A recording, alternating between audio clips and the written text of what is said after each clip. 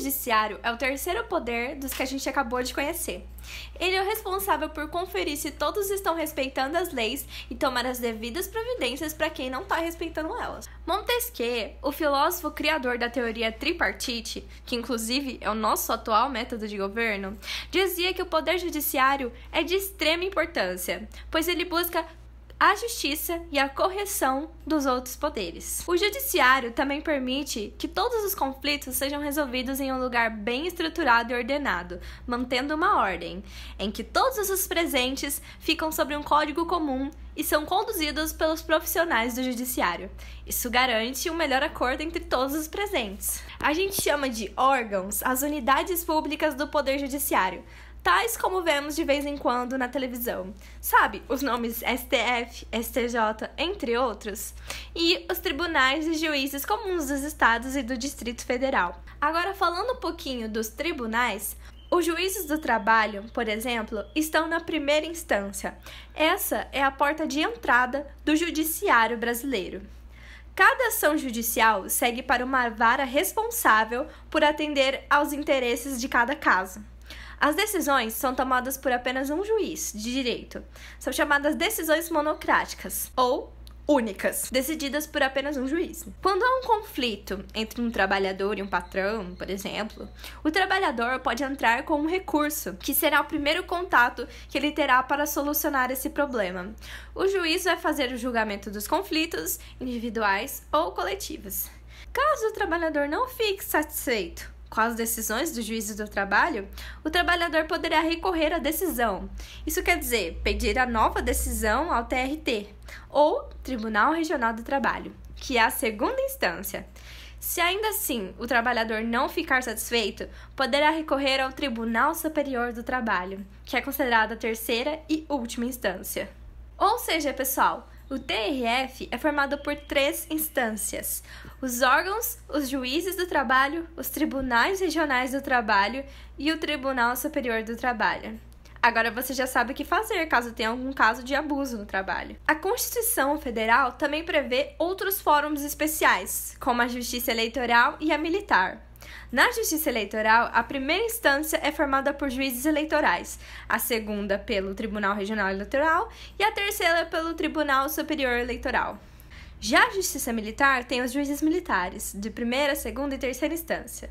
A Justiça Eleitoral regulamenta os processos eleitorais, organiza, monitora e fiscaliza as eleições. Podem até mesmo decretar a perda do mandato efetivo, federal ou estadual. E esse órgão também julga as irregularidades praticadas nas eleições. Os juízes eleitorais atuam na primeira instância e nos tribunais regionais eleitorais, ou TRE. E os ministros atuam no Tribunal Superior Eleitoral, o TSE. Vocês já ouviram falar do Sérgio Moro, não é mesmo? Ele era um juiz federal do TRF e foi responsável por resolver o maior caso de corrupção e lavagem de dinheiro já apurado no Brasil. O caso envolvia um grande número de políticos, empreiteiros e empresas, como a Petrobras e a Odebrecht. Isso tudo o fez ser indicado para o seu cargo atual. Só uma curiosidade: empreiteiros são os profissionais responsáveis por fazer um projeto de construção civil, as chamadas empreitadas, as construtoras. Geralmente, elas terceirizam esse tipo de serviço que são supervisionados pelos arquitetos e engenheiros. É aí que acontece a grande lavagem de dinheiro. Mas, voltando aos tribunais, se seu problema não for nem militar, nem trabalhista, procure-se apenas a justiça comum. Um advogado vai te representar no fórum da comarca onde você mora. Aí que a gente entra com o segundo e um dos mais importantes tipos de tribunais, o STF e o STJ, ou Supremo Tribunal Federal e Superior Tribunal de Justiça. O STJ é composto por 33 ministros nomeados pelo próprio presidente da República e escolhidos numa lista elaborada pela própria Corte. Os ministros do STJ têm que ser aprovados pelo Senado antes da nomeação. Por isso, sempre é de suma importância que você, eleitor, escolhe para te representar, porque esses também escolherão outros para te representar. Agora, o que exatamente faz o STJ? O Supremo Tribunal de Justiça julga casos extremamente relevantes que envolvem os desembargadores, juízes, governadores de estado e outras autoridades. Um caso bem relevante foi o do João de Deus. Ele foi julgado e condenado pelo STJ pelo seu crime de abuso sexual. Porém, recentemente, foi concedido para ele uma autorização de internação pelo seu estado frágil. E agora, o último e mais importante de todos os tribunais deste Brasil, o famoso STF, ou Supremo Tribunal Federal. É de fato o órgão máximo do judiciário brasileiro. É composto por 11 ministros, também nomeados pelo presidente e aprovados pela própria corte.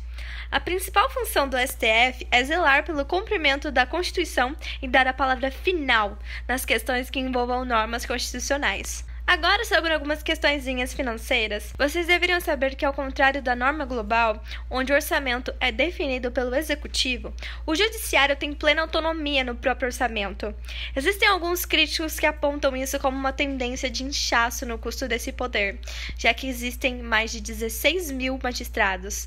O judiciário acaba consumindo em torno de 62 bilhões de reais dos cofres públicos, ou 1,3% do PIB, mas também existe um ponto de vista de equilíbrio entre os poderes.